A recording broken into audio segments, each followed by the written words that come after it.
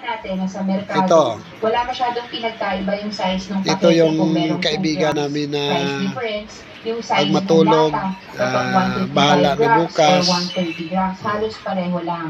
Kung ang Canned Sardines Association of the Philippines ang tatanungin, hindi siya, dapat ito gawin ng mga manufacturer at mas makabubuti kahit na maghanap walang na lamang pag-alam ng mas kung murang ano sangka. yung nangyayari sa kanya, ganyan siya talaga pag matulog. Ito, makikita mo yung tsura niya, o maya-maya,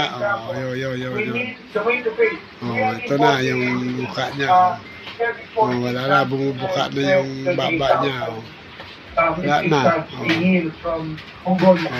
tingnan mo, umanganga yung bunganga niya, maya-maya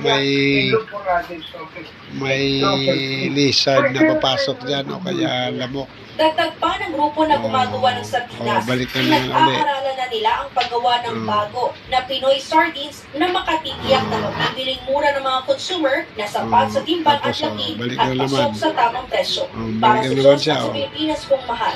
Ito sa Sheena Torna. Ganyan SMA si News. Toto Edsel. Simpleng lalaki, Hindi lamang tagalunsod simpleng ng tao, Maynila na bigyan ng pagkakataon na matulog, magkahanap yan ng na naman trabaho ang sa buka binuksan naman ng yung medical baba niya. care ng lokal na pamalaan itong Yan, Wellness. simple Isa lang, sa mga pero rock. hired on the spot nila ay mula sa Ayun. Luzon ng Valenzuela. Narito ang balita si Yo. Marvin Gonzalez. Walang Yan, pili ang oh. mega job fair na ito ng Opya, Manila opya. LGU sa isang mall sa lungsod. Kahit kasi Ganyan, hindi oh. Manilenyo ay malayang makapag-apply ng trabaho. Ganyan siya.